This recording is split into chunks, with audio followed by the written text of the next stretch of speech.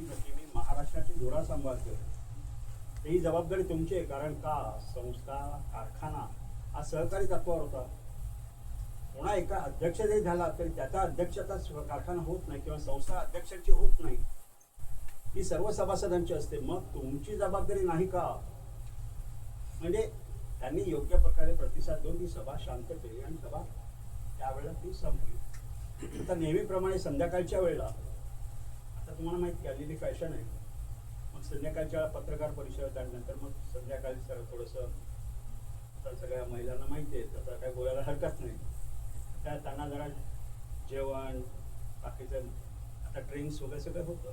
मग ते आपल्याकडे आले की दादा मला एक प्रश्न विचारू का, तुम्ही महाराष्ट्राचे मुख्यमंत्री, कारखान्याचे अध्यक्ष, तुम्हाला वाटलं असतं तर पोलीस फोर्स लावून किंवा गार्ड्स लावून तुम्ही त्यांना बाहेर काढता आला असतं, पण तसं केलं नाही तुम्ही. बोले तुला अजून सहकार समजायचं, तुला अजून सहकार समजायचं आहे. आणि तसं केलं तर माझी जी मानसीच्या माणस हे होती माझी, की उद्याच्या पेपरमध्ये तुम्हीच लिहून टाकलं असतं की वसंतदादांनी जबरदस्तीने ते आपल्या बळाचा वापर करून सभा आयोजित केली. कारण एक लक्षात ठेवायचं, जे संस्थेचे अध्यक्ष उठून गेले किंवा खजिनदार आहेत किंवा इतके पदाधिकारी आहेत, त्यांच्यासाठी एक गुरुमंत्र देऊन गेले की तोंडामध्ये साखर, कानात कापूस आणि डोक्यावर बर्फ जो ठेवू शकतो तो सहकारात चांगल्या प्रकारे कामकाज करू शकतो. सर्वांना ऐकून घ्यायची तयारी पाहिजे तुमची. आणि ते नाही ठेवलं तर तुम्हाला नाईलाज आहे. म्हणून तुम्ही कधी जिल्हा बँकेच्या मीटिंग अटेंड करा. मीटिंग सुरू झाल्यानंतर वरती आरामात बसलेले असतात, कानामध्ये ते पण लावलेलं असतं, काय सभा चालते त्यांना माहिती नसतं, अधिकारी ते लिहून घेतात फक्त, आणि तेवढ्यात कोणीतरी येऊन सांगतात जेवण सुरू झालं. सगळे पळाले तिथे. म्हणजे सभाशास्त्र पण वेगळ्या पद्धतीचं आहे. त्यामुळे सभाशास्त्राच्या अनुभवानुसार फक्त व्यवस्थापन समितीमध्ये चांगले लोक ठेवून चालत नाही, तर सभागृहात पण आपले लोक पाहिजेत. नाही तर काय होईल, तुम्ही इथे आहेत, सभागृहात अंडी येतील, ठीक आहे, हरकत नाही. देखभाल शुल्क आणि इतर देणी असतील, ही देणी बघा आतापर्यंत तुम्हाला 154 मध्ये 154चं तुमच्याकडे पुस्तक नसेल तर आपल्या फेडरेशन ऑफिसला मध्ये आहे उपलब्ध, किंवा तुम्ही डाउनलोड पण करू शकता तुमच्या याच्यामध्ये इंटरनेटवर. तर त्या माध्यमातून 154चा अभ्यास करायचा होता. कारण याच्या पुढचं शिक्षण किंवा त्याच्या पुढचं तुम्हाला अर्ज करायचं कुठलंही काय करायचं 154 शिकायलाच पाहिजे प्रत्येकाला. तर त्याच्यामध्ये तुम्हाला देणी कोण आहे, कसूरदार कोण आहे, म्हणजे डिफॉल्टर कोण, त्याच्या व्याख्या आलेल्या पूर्वी नव्हत्या. आता कसं आहे, ॲन्युअल जनरल बॉडी किंवा स्पेशल जनरल बॉडीमध्ये जे काही ठराव होतात, म्हणजे कशाबद्दल बोलते, मेंटेनन्स बोलतात. मग ते त्यामध्ये तुमच्या करमणुकीच्या बाबतीत असेल, म्हणजे आपल्याकडे कल्चरल ॲक्टिव्हिटीज आहेत, त्याच्यावर आपण काही वेळा कॉन्ट्रीब्युशन करतो. बऱ्याच पेपरमध्ये त्याच्यामध्ये येतं की कल्चरल ॲक्टिव्हिटी हे तुम्ही मेंटेनन्समध्ये घेऊ शकत नाही, पण ॲज अन ॲडव्होकेट मी स्पष्ट सांगतो की करू शकता. कारण का, तुम्ही बायलॉजच असला नाही, बायलॉज नंबर 5 मध्ये स्पष्ट उल्लेख केला, object of the society. Object of the सोसायटीमध्ये दिले की तुम्ही अशा प्रकारचे करमणुकीचे, सामाजिक, कल्चरल आणि या प्रकारचे कार्यक्रम करू शकता. कारण का, आपल्याच प्लॅटफॉर्ममधून काही कलाकार निर्माण होतात, आपल्याच प्लॅटफॉर्मवर ओरेटर निर्माण होतात, नेते निर्माण होतात. त्यांना प्लॅटफॉर्म जर उपलब्ध करून दिला जाईल तर कसं होतं. पण त्याच्याकरता तुमच्या मेंटेनन्समध्ये बायफर्गेशन जे आहे त्याच्यामध्ये कल्चर अँड सोशल फंड म्हणून हा वेगळा हेड ओपन केला पाहिजे आणि त्याच्या अंडर तुम्ही करू शकता. कारण का, की आमच्याच फेडरेशनचे जे CEO होते वेगळे सर, ते लोकसत्तामध्ये वास्तुरंग त्यावेळेला ते हे होते पुरवणी, त्याच्यामध्ये त्यांचे लेख यायचे आणि त्यांनी मृत्यूपूर्वी 15 दिवस त्यांनी तो लेख लिहिला होता की अशा प्रकारचे निधी संस्थेच्या व्यवस्थापनामध्ये वापरता येत नाही. तर त्याचं कारण काय होतं की काही ठिकाणी मेंटेनन्स काढला जात होता, तो संपूर्ण मेंटेनन्स काढला जात होता आणि त्यात बायफर्गेशन नसायचं. म्हणजे 1 BHK असेल तर 2000, 2.5 एवढा आहे, 3 BHK एवढा, म्हणजे अशा प्रकारचं बायफर्गेशन होतं. मग त्यांचं काय म्हणणं होतं, दुरुस्ती आणि देखभालीसाठी काढलेली रक्कम त्याच कारणासाठी वापरली गेली. म्हणजे त्यांचंच म्हणणं बरोबर होतं, पण लोकांचा अर्थ वेगळा गेला. मग त्याच्यामध्ये कम्युनिटीमध्ये भांडणं झाली की आता काही कम्युनिटीमध्ये असं होतं की मी ख्रिश्चन आहे, तर मी माझ्या वेलफेअर माझा जो आहे कम्युनिटी, माझ्या ख्रिश्चन कम्युनिटीमध्ये मी त्याचे ऑलरेडी कॉन्ट्रीब्युशन देतो, मग मी सोसायटीमध्ये काय देऊ? आणि तुमच्याकडे ते काही कार्यक्रम होत नाही, तुमच्याकडे गणपती होतो, दिवाळी होतं, बाकीचे होतात, मग मी माझा का देऊ? असंच पण एक लक्षात ठेवा, जे काही आपल्या डेप्युटी स्टाफमध्ये आपल्या AGM मध्ये जे मंजूर झालेले आहेत ते तुम्हाला देणं बंधन करा. अपविधीतील तरतुदीचं पालन करणं. तुम्हाला माहिती आहे का, उपविधी म्हणजे जे बायलॉज आहे आणि ऍक्ट आहे, अॅन्युअल जनरल बॉडी मीटिंगचे जे अध्यक्ष आहेत त्याला सुप्रीम पॉवर आहे. म्हणजे विधानसभा अध्यक्ष किंवा लोकसभा अध्यक्षाला जेवढे पॉवर्स आहेत तेवढ्याच अध्यक्षांना त्या पॉवर आहेत. पण आपण काय करतो, कुटुंब आहे, कोणाला हे नको, एखाद्याला सांगितलं की बाबा तो मेंबर नाही आहे, प्लीज गो आउट, तर त्याला तो अधिकार दिलेला आहे. एखाद्याला इन्सल्टिंग केलं तर त्याच्या विरुद्ध ते NC पण करण्याचे अधिकार आहे. ते कसं आहे की त्यांचा तेवढा अभ्यास असणं आवश्यक आहे. त्याचप्रमाणे सभासदांचं पण कर्तव्य आहे की संस्थेच्या हिताच बाधक असं कुठलंही वातावरण निर्मिती करायची. म्हणजे का की बऱ्याच वेळा काही सभासदांना असं आमच्या संस्थेमध्ये असे आहे, आमच्या संस्थेमध्ये बाहेर जाऊन ते संस्थेच्या विरोधात बोलत असतं. तर त्यामध्ये बंधन असं आहे की तुम्हाला काही पनिशमेंट दिलेले आहेत. बायलॉज नंबर 165 मध्ये प्रोव्हिजन आहे की तुम्ही बायलॉजचं कुठल्याही प्रकारचं इंटरव्हेन्शन केलेलं आहे किंवा तुम्ही ब्रीच ऑफ बायलॉज आहे, ब्रीच ऑफ ऍक्ट आहे, ब्रीच ऑफ रूल आहे, तर तुम्हाला प्रत्येक दिवसाला 100 आणि मॅक्झिमम तुम्हाला 5,000 रुपयापर्यंत फाईन आकारण्यात येऊ शकते. कारण प्रत्येक ठिकाणी फाईन आहेत किंवा तुम्हाला कुठल्या प्रकारच्या शिक्षा दिल्या आहेत. पण या शिक्षा आपण द्यायच्या नाही आहेत. आता बघा, मेन मला काही ठिकाणी असं दिसतं की कॉमन स्पेसेस आहेत सोसायटीचे, तिथे आपल्या घरातलं अडगळीचं सामान बाहेर आणून टाकतो. आता तुमच्याकडे लिफ्ट आहे, पण ज्या ठिकाणी लिफ्ट नसते तिकडे मग चपला वगैरे बाहेर असतात, चप्पल स्टँड बाहेर असतो, जाणाऱ्या येण्याचा त्याचा त्रास होत असतो. मग अशा ठिकाणी जे कॉमन स्पेसेस यूज करतात त्यांच्याकरता सुद्धा तुम्हाला नोटीस देऊन पहिल्यांदा शो कॉज नोटीस द्यावी लागते की तुम्ही ते लवकरात लवकर हे करा. नाही केलं 3 नोटिसा दिल्यानंतर, जसं आपल्याकडे 3 नोटिसा देण्याचा प्रकार आहे, 3 नोटीस दिल्यानंतर त्यांनी जर त्या कॉमन स्पेसमधलं कुठलीही गोष्ट बाहेर काढली नाही किंवा हटवली नाही तर त्याला तुम्ही शेवटच्या शो कॉस्ट नोटीसमध्ये 5 टाइम्स मेंटेनन्स का आकारू नये ही शो कॉस्ट नोटीस देऊन नंतर बिलामध्ये तुम्हाला 5 टाइम्स मेंटेनन्स त्याला आकारण्याचा अधिकार आहे आणि त्याबद्दल त्याला चॅलेंज नाही. पण त्याच्याकरता प्रत्येक गोष्ट तुमचं मिनिटाईज होणं गरजेचं आहे. आणि तुमच्या कमिटीचं ते कर्तव्य आहे, अगदी क्षुल्लक गोष्ट म्हणजे मिनिट्स कसं लिहायच्यापासून तुम्हाला ट्रेनिंगची अपेक्षा असते. पण एक कॉमन स्पेस आहे की बाबा उपस्थित सभासदांची यादी, नावं, त्याच्या सह्या, नंतर त्याचा अजेंडा काय आहे, नंतर मग अजेंडा वाईज त्याच्यामध्ये आपण जो आपण सब्जेक्ट लागतो त्याच्यामध्ये सूचक कोण, अनुमोदक कोण, म्हणजे आपला प्रपोज बाय, सेकंडेड बाय, मग त्याच्यामध्ये कोणी पास केलेलं आहे, कसं पास झालेलं आहे, त्याच्यामध्ये ते सगळं हे आवश्यक आहे. नंतर जे काही आपल्या फ्लॅटमध्ये आपण अल्टरनेशन करतो, चेंजेस करतो, आपण ज्यावेळेला कुठल्याही गोष्ट नवीन फ्लॅट परचेस करतो तर बऱ्याच वेळा काही लोकांना असं की वास्तविक जुना फ्लॅट हा खूप चांगल्या पद्धती असतो, पण आपण नवीन ठिकाणी गेल्यानंतर सगळं तोडफोड करतो. पण तत्पूर्वी सोसायटीच्या कमिटीला त्याच्याबद्दल कळवलं पाहिजे की आम्ही नक्की काय जाणार आहोत. कारण बऱ्याच वेळा तुमच्या इकडे काय प्रश्न आहे. नमस्कार पोदार साहेब, वेलकम. आमचे आणखी एक प्रशिक्षक पोदार साहेब, रघुवीर पोदार साहेब इथे आलेले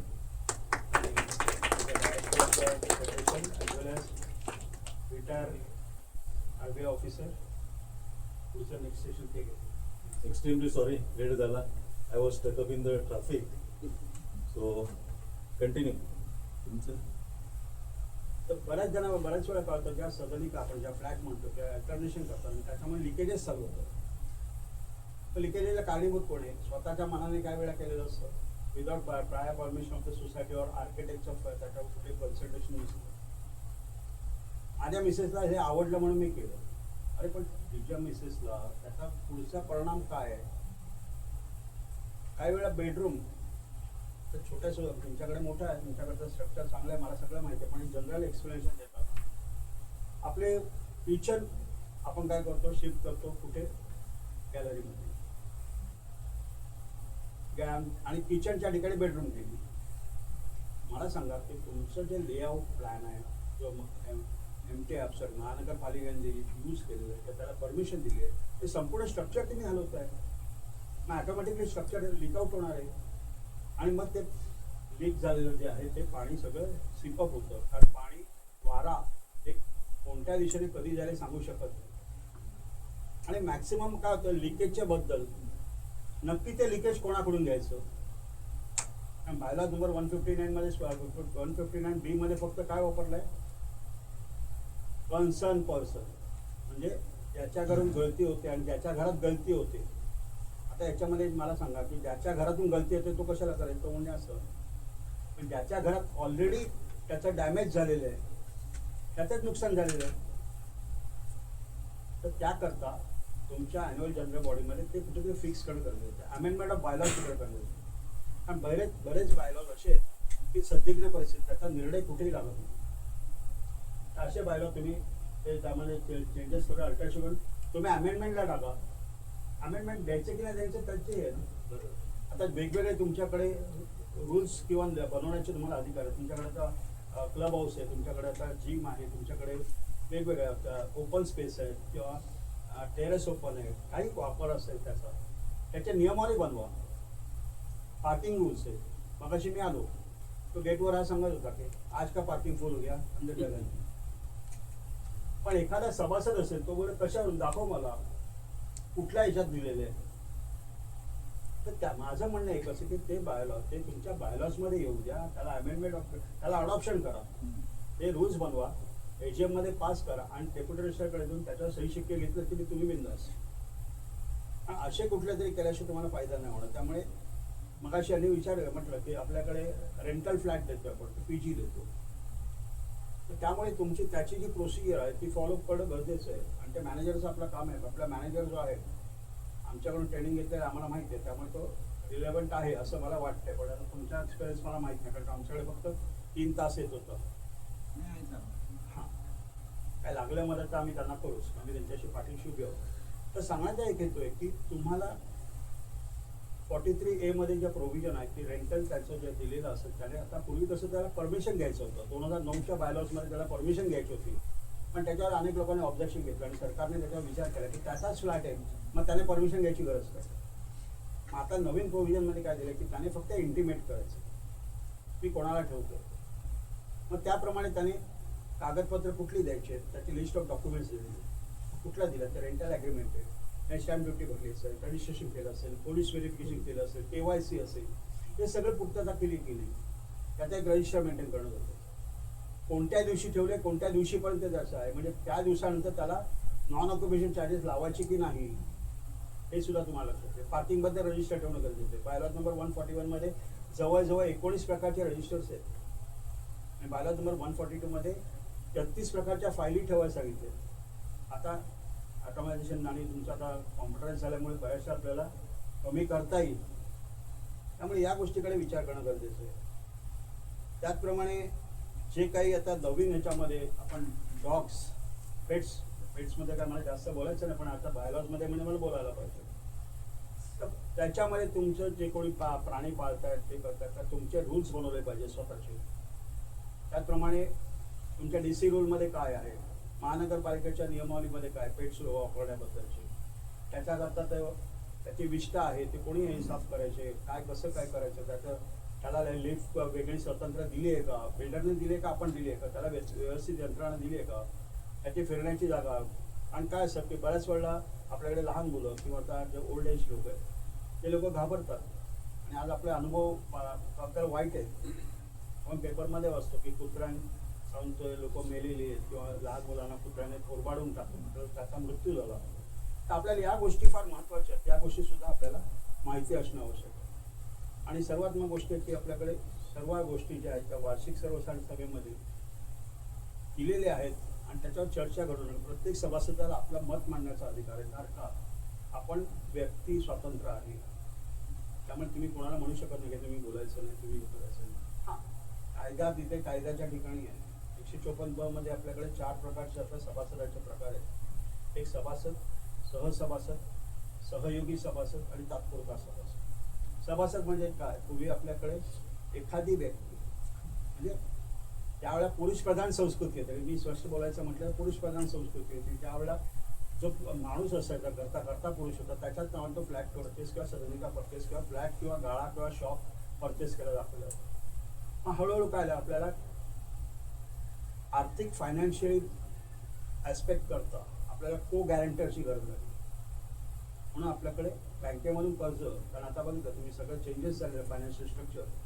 आपल्याला बँकेकडे जायचं तर तुम्हाला बँकेमध्ये ते लोन मिळवण्यासाठी कुठेतरी को गॅरंटर, पण तो काय असंच नाही की बायकोच पाहिजे, मग भाऊ पण चालेल, वडील पण चालतात, कोणी पण. मग को गॅरंटर, मग त्याच्याकरता सहसभासद म्हणजे जॉईंट मेंबर.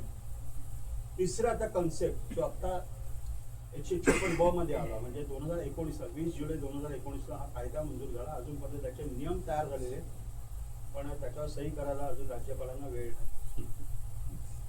त्याचे बायलॉज पण तयार झालेले आहेत, पण जोपर्यंत रूल्स फ्रेम होत नाही तोपर्यंत बायलॉज तयार होणार नाही. पण आम्ही आशा करतोय फेडरेशन यंत्रणा की 2026 पर्यंत दोन्ही आपल्याला मिळतील, जेणेकरून आपलं कामकाज सोपं होईल. तर मगाशी मी तुम्हाला सांगितलं की हे सगळं तुम्हाला सहयोगी सभासदबद्दल कन्सेप्ट जो आहे बऱ्याच लोकांच्या मनामध्ये त्याच्याबद्दलची अजूनही हे समजत नाही. तर ज्याचं नाव ॲग्रीमेंटमध्ये पण नाही, ज्याचं नाव बायलॉज ॲग्रीमेंटमध्ये नाही, त्याचं शेअर सर्टिफिकेट पण राहील. मग हा का कन्सेप्ट आहे? आपल्याकडे बघा, एखादा सभासद आहे, सभासदांचे कर्तव्य तुम्हाला सगळं सांगितलं, त्याच्या जबाबदाऱ्या सांगितल्या. पण असे काही सभासद आहेत की ते सोसायटीमध्ये राहतच नाही किंवा आजारी आहेत, मोठ्या प्रमाणात ते खाली उतरू शकत नाही, म्हणजे सभासद म्हणून त्याचे अधिकार संपत नाही. मग त्यांना असे अधिकार दिले की त्या 12 फॅमिली डेफिनेशन दिलेले, आई वडील बहीण भाऊ नाती दिलेले, त्याची 12 डेफिनेशन. त्यापैकी कोणत्याही व्यक्तीला 5 नंबरचा फॉर्म आहे, 100 रुपये भरून त्याने अर्ज करायचा, free consent of the original member. आणि त्याला आपण सर्व अधिकार म्हणजे कुठले, तर सोसायटीपुरती सोसायटीच्या कामकाजाबद्दलचे अधिकार. मात्र याच्यामध्ये तुम्हाला त्याला नॉमिनेशन करता येणार नाही, कारण तो नॉमिनेटेड आहे, त्याला फ्लॅट विकता येणार नाही, आणि त्याचबरोबर तो कुठलाही मॉर्गेज किंवा लीन तो फ्लॅट करू शकत नाही. या 3 कन्सेप्ट सोडून बाकी सर्व तो सोसायटीच्या मिटिंगला हजर राहू शकतो, सोसायटीच्या मिटिंगमध्ये चर्चेमध्ये भाग घेऊ शकतो, आपलं म्हणणं मांडू शकतो, तो प्रपोज करू शकतो, सेकंडेट राहू शकतो. समजा सोसायटीमध्ये मतदान झालं मिटिंगच्या दिवशी, तर त्या मतदानामध्ये भाग घेऊ शकतो. सोसायटीच्या जनरल इलेक्शनमध्ये जर त्याला मतदानामध्ये भाग घेतला तर तो त्याचं नाव त्या लिस्टमध्ये येतं, आणि लिस्टमध्ये आल्यानंतर तो फॉर्म भरू शकतो. फॉर्म भरल्यानंतर तो फर्स्ट दिसेल, प्रपोज करतो, सेक्रेटरी करू शकतो, तो उमेदवार म्हणून लढू शकतो, आणि उमेदवार म्हणून लढून आल्यानंतर तो सोसायटीचा सेक्रेटरी, अध्यक्ष किंवा खजिनदार सुद्धा होऊ शकतो. म्हणजे सगळे नियम त्याला मिळतात, सगळे मिळतात. फक्त मी तुम्हाला सांगतो 3 देता येत नाही त्याला. त्याला विकण्याचा अधिकार नाही, मॉर्गेज करण्याचा अधिकार नाही. पण आता काय झालं की आता त्याच्या विरुद्ध आपण फेडरेशन अगेन्स्ट आम्ही कोर्टात आहोत. पण आपल्याकडे बघा, कायद्यातलं एक भाषा सांगते की ज्याच्या नावात फ्लॅट आहे, मालमत्ता आहे, हक्क आहे, मग त्यालाच आपण सभासद म्हणतोय ना. मग हा फक्त काय करतो, 100 रुपयाच्या स्टॅम्पवर एखाद्या व्यक्ती अधिकार देतो म्हणून तो येतो, आणि ते न्यूसेन्स क्रिएट करते. न्यूसेन्स क्रिएट करतात. प्रॉब्लेम असा बघा, मुंबईमध्ये ज्या गिरणी कामगारांच्या सोसायट्या होत्या, बऱ्याचशा ठिकाणी आपले जे कोकणातले लोक गिरणी कामगारामध्ये बरेचसे होते, त्या लोक गावी जाऊन बसलेले आहेत, आणि त्यांच्या मुलांनी उपद्व्याप करून ठेवले की त्या कायद्याचा आधार घेऊन त्या व्यवस्थापन समितीत आला, आणि मग बिल्डरची साखळी डोक्या करून त्यांनी त्या बिल्डिंगचं रिडेव्हलपमेंट प्रोसेसमध्ये भाग घेतला, आणि नंतर कालांतराने यांना त्यांचा फायदा मिळाला, आणि त्या प्रोसेस तिथे थांबल्या. आज तुम्ही चिंचपोकळी, लालबाग वगैरे त्या बाजूला गेला तर बऱ्याचशा बिल्डिंगी अर्धवट अवस्थेत पडलेल्या आहेत. विशेषतः आपण लोअरपर्यंत म्हणतो वरळी त्या भागामध्ये, तर फार मोठ्या प्रमाणात आपल्या भविष्यामध्ये आमचं म्हणणं असं की वी आर प्रोटेक्टेड ठाणे. तर ठाण्यामध्ये अशी परिस्थिती होऊ नये. त्याला मतदानाचा अधिकार देणं इथपर्यंत ठीक आहे, पण त्याला पदावर येऊ देणं हे चुकीचं आहे. या गोष्टी आपल्याकडे चर्चा आहे. आणि तात्पुरता सभासद हा जो आहे, टेम्पररी मेंबरशिप, आता याच्यामध्ये कसं आहे की एखाद्या मेंबर जो आहे त्याची डेथ झाली, त्या डेथ झाल्यानंतर त्या व्यक्तीने कुठल्या प्रकारे नॉमिनेशन किंवा विल किंवा कुठले टेस्टमेंटल डॉक्युमेंट्स पूर्ण केले नव्हते, मग त्यांचे वाद निर्माण होतात की त्या जागेचा ताबा कोणाकडे जायला पाहिजे किंवा कोण वारस ठरवणार. सोसायटी काय सांगते, तुमचा एकमत होत नाहीये, मग तुम्हाला सक्सेशन सर्टिफिकेट काढावं लागेल तर लिगल एअर सर्टिफिकेट द्या. पण त्याची फी थोडी भरायची आणि त्याचा कोर्ट फी स्टॅम्प 75,000. त्याच्यानंतर लिगल फी झाली, वकिलांची फी आली, नंतर मग बाकीचे कोर्ट प्रोसिडिंग्स आले, बाकी सगळं जवळजवळ 6 महिने ते 8 महिने 10 महिन्याचा कालावधी आहे. म्हणजे हे सगळं करेपर्यंत त्याचा मेंटेनन्स कोणी भरायचा, सभांना उपस्थित कोणी जायचं, याकरता तुम्ही भांडणं करत राहा. पण तुमच्यापैकी कोणीतरी एक temporary membership for to run the society, you execute your rights. फक्त राईट्स कशापुरती, तेवढंच करण्यापुरती. मेंटेनन्स कोणी भरायचं, काय करायचं याच्यापुरती. तर त्याकरता ते एक नवीन कन्सेप्ट केले आहे. पण त्याच्यामध्ये सुद्धा त्यांनी फक्त मतदानापुरती त्याला हे केलं नाही, त्याला कुठेही एक्झिक्यूट करायला अधिकार दिला नाही. 154 मध्ये दिले. या सगळ्या गोष्टीचं बघा, तुम्ही खूप बरं वाटतंय की अगदी चांगल्या पद्धती ऐकतात. मला दिवसभर बोलायला सांगतं की दिवसभर बोलायला तयार आहे, पण वेळेचं बंधन आहे प्रत्येकाला. त्यामुळे एवढ्या वेळ तुम्ही बसलात आणि जी काही माझी फारसी मला थोडंफार माहिती होतं ते तुमच्यापर्यंत पोचवण्याचा मी प्रयत्न केलेला आहे. या विषयावर बोलायचं तर खूप मोठ्या प्रमाणात आपल्या ठाणे हाऊसिंग फेडरेशनतर्फे आपलं पहिलं फेडरेशन आहे की त्याने विशेषतः आम्ही विचार केला की एक छोट्या टायनी म्हणजे आपण पिन पासून त्या मशिनरीपर्यंत सगळ्या ठिकाणी मॅनेजमेंट आहे आणि आपल्याकडे सुद्धा मॅनेजमेंट आहे. पण त्या मॅनेजमेंटमध्ये आणि या मॅनेजमेंटमध्ये फरक आहे. आता त्या मॅनेजमेंटमध्ये तुमच्यासाठी मॅनेजमेंट कोर्सेस आहे. मग आपल्या हाऊसिंग मॅनेजमेंट करता का कोर्स नसावा? अशा प्रकारचा हाऊसिंग मॅनेजमेंटचा कोर्स तयार करण्याचा आणि हा बहुमान जो आहे तो आपल्या फेडरेशनला आहे.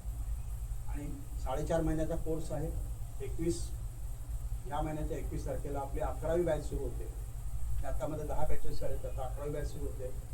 त्याच्या 4.5 महिन्याच्या कोर्समध्ये बघा, त्याच्यामध्ये मॅनेजर म्हणून काम करायची इच्छा नसून आपल्याला काहीतरी नवीन शिकायची इच्छा निर्माण झाली पाहिजे आणि त्या तुम्हाला त्याप्रमाणे करू शकता.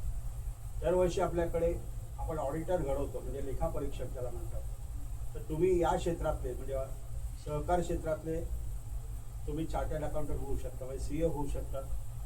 चांगल्या प्रकारे काम करायचं. आपल्या इलेक्शन ऑफिसर आपण तयार करतो, वेगवेगळ्या प्रकारचे कोर्सेस करतो आणि मार्गदर्शन करणं सोसायटींना किंवा त्यांचे प्रॉब्लेम सॉर्ट आउट करणं. त्याच्यामध्ये आता तुम्ही चांगला काय कार्यक्रम केला की दात फिर्याद तुम्ही तंटामुक्ती म्हणजे त्यांनी समिती स्थापन केलेली. तर त्याचप्रमाणे आपल्याकडे समजा तंटामुक्ती समितीकडे मुद्दा येऊन सुद्धा समजा तो सॉर्ट आउट होत नसेल तर आपल्याकडे दात फिर्याद म्हणून एक कार्यक्रम आपण दर महिन्याच्या 4थ्या शनिवारी कार्यक्रम असतो, फ्री ऑफ चार्ज. मग त्यामध्ये आम्ही दोघांना बोलवतो, ज्याची तक्रार आहे आणि ज्याच्या विरुद्ध तक्रार आहे दोघांनाही बोलवतो. त्यांच्या कार्यक्रमाला आपल्या शहराचे उपनिबंधक हजर असतात आणि त्याच्यावर मला योग्य तो निर्णय दिला जातो. असे विविध आपले उपक्रम आहेत. मला वाटतं पुढच्या वेळेला सेशन बोलवा, त्याच्यापेक्षा जास्त ठेवा. आणि माझी सूचना मी तुम्हाला सांगितलं तर तुम्ही प्रत्येकाला बायलॉज प्रोव्हाइड करा आणि पुढच्या वेळेला कदाचित त्या नोटमध्ये जेवणाचं वगैरे नमूद करा, म्हणजे लोक अट्रॅक्ट होतील आणि लोक येतील. ठीक आहे, मी थांबतो इथे. सॉरी.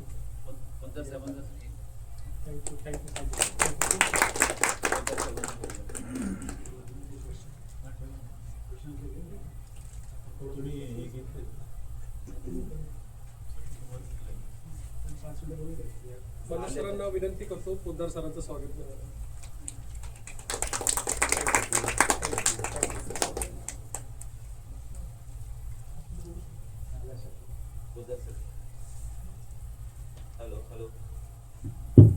पोद्दार साहेबांचं मनापासून स्वागत. ते फेडरेशनचे आपल्या संचालक आहेत आणि सीताराम राणे साहेबांच्या नेतृत्वाखाली खूप चांगलं काम चालतंय आणि खूप कष्टाचं काम आहे. सगळ्यात महत्वाचं साहेब की आमच्या सोसायटीमध्ये तसं तंटामुक्ती समिती स्थापन केली, पण अजूनपर्यंत एकही तक्रार गेली नाही. आम्ही खालच्या खाली सगळ्यांना निपटून देतो, काय तंटे बिंटे असले. आम्ही लोकांना वेळच ठेवत नाही विचार करायला, तक्रार करायला, कारण की एवढं कामच करतो मनापासून आणि एवढे कार्यक्रम असतात आमच्या सोसायटी की एक कार्यक्रम झाला की दुसऱ्या कार्यक्रमाची तयारी चालू असते आणि खूप छान असं सांस्कृतिक साहित्यिक वातावरण आहे आमच्याकडे. आमची एक पहिली सोसायटी ज्याच्यात आर्ट अँड फोटोग्राफी एक्झिबिशन होतं, प्रिवा बाल वाचनालय आहे, लहान मुलांसाठी वाचनालय आहे आणि वेगवेगळे क्रीडा साहित्य सांस्कृतिक. आमच्याकडे संगीनी म्हणून एक समूह आहे, त्या मनीषा दबडावकर म्हणून. किती महिला आपल्या 80 महिलांचा समूह आहे जो रोज दैनंदिन कार्यक्रम असतो. म्हणजे त्यांचा रोज ते बसतात आणि रोज त्यांचा आठवड्याभरचे कार्यक्रम नियमित ठरलेले असतात. असं म्हणजे तुम्ही म्हणजे आम्हाला दिवस पुरणार नाही एवढे आमचे उपक्रम कार्यक्रम आहे. त्यामुळे एक चांगलं वातावरण आहे. काही नाठाळ लोक असतील परंतु त्यांना वटणी राहण्यासाठी मनोज वैद्य आहे. मी माझ्याकडे औषध असतं तर ते देतो मी त्यांना बरोबर आणि त्यांना पण सरळ करतो. म्हणजे असं औषध आपल्याकडे आहे खूप चांगल्या पद्धतीचे. तर आणि खूप प्रेमाचं वातावरण आहे. त्यामुळे आम्हाला सर्व कुत्रे होते 17 साहेब आमच्याकडे. 17 कुत्रे आम्ही ह्या सोसायटीतले काढून टाकले आणि कुत्र्याच्या मागचे जे लोक आहेत त्यांना पण सरळ केले. असं नाहीये की बाबा कुत्र्यांशी काही वादच नसतो, बिचारे ते मुख्य प्राणी आहेत. पण म्हणजे रविवारी रात्री मटण खायचं आणि दुसऱ्याशी भूतदया दाखवावी अशा पद्धतीचं चालणार नाही ना. आणि पेट लवर्स आहेत त्यांना आम्ही मान देतो. म्हणजे त्यांना ते जे पाळीव प्राणी आहेत त्यांच्यासाठी आम्ही सगळं म्हणजे सहकार्य करतो. त्यांचं काही प्रॉब्लेम नाहीये. म्हणजे आमचं काय हे नाहीये. तर अशा पद्धतीने खूप छान असा कार्यक्रम आहे. आणि आमच्या जे काही हे होते, आमच्या दोष होते आमच्यामध्ये, जे तंटामुक्त समिती स्थापन करणं, प्रशिक्षण देणं, हे सगळं आम्ही जवळजवळ कव्हर केलंय. आता फक्त आम्हाला कन्व्हेन्स डीडवरती आम्हाला काम सुरू करायचं. म्हणजे काहीच आमचं राहणार नाही अशा पद्धतीचं काम केलं. त्यामुळे जोरदार टाळ्या वाजवून आपण पोहोचतो.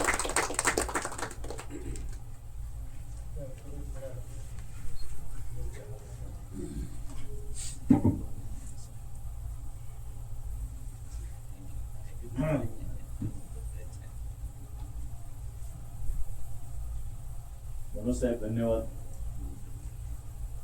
बहुतेक तुम्हाला जे सोसायटीचं बक्षीस मिळालं सर्वोत्कृष्ट, मला असं वाटतं की तुमच्या फॉर्मचं इव्हॉल्युशन मीच केलेलं होतं त्यावेळी. तर सोसायटीमध्ये बहुतेक सगळ्या गोष्टी पूर्ण झालेल्या आहेत. तुम्हाला एक मित्रत्वाचा सल्ला देतो. Not as A director of the federation. तुम्ही हा जो भटक्या कुत्र्यांचा जो विषय सांगितला हा जरा हळू आवाजात बोलला.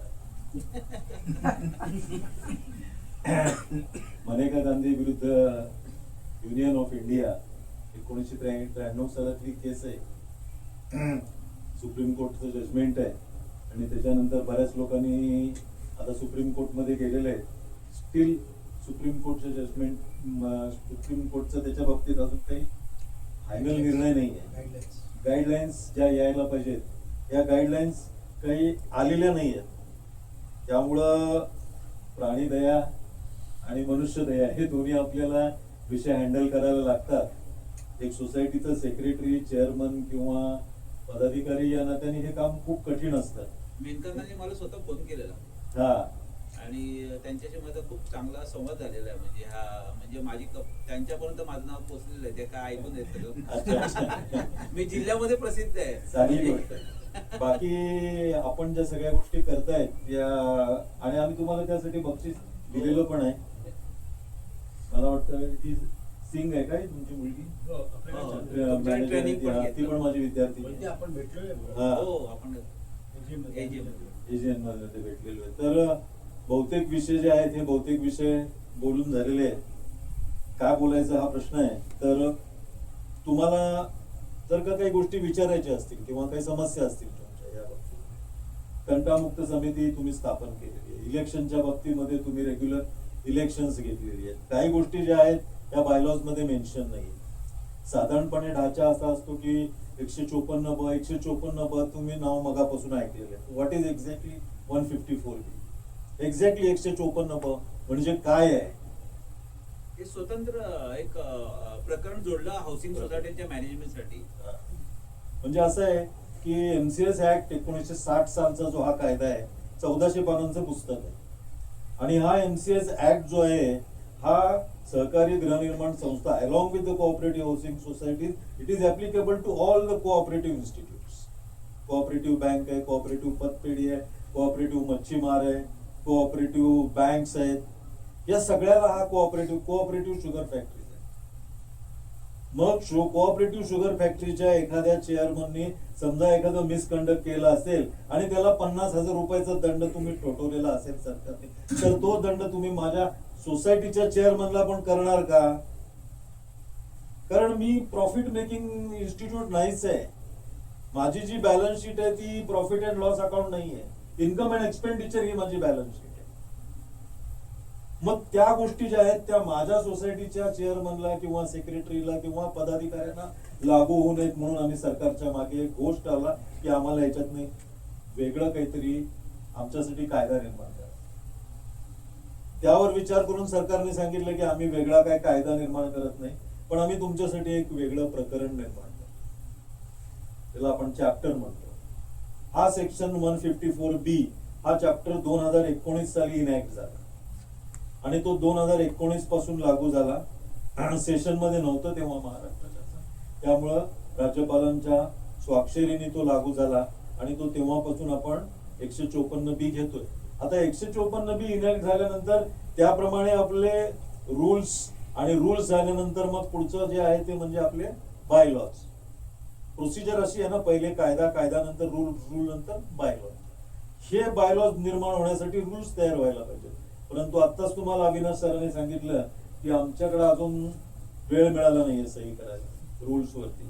किती दिवस झाले, 2019 ते 2026 इतकी वर्ष झाली की आम्हाला रूल्स बनवायला आणि त्या रूल्स वरती सही करायला आम्हाला वेळ नाही झालेला. बघू आता कधी वेळ होतो, तो होईल कदाचित. आता निवडणुका वगैरे सगळ्या पार पडलेल्या आहेत, तेव्हा लेट अस होप की हे रूल्स येतील. रूल्स आल्यानंतर there will be accordingly change in the bylaws. हा, तयारी आहे तुमची त्याच्याकरता उपोषण करूया. कारण काय उपोषण करून जर सगळ्यांना आपलं हे मिळतंय, आपण पहिले उपोषण करायचं. ठराव सुरू करून घ्या ना.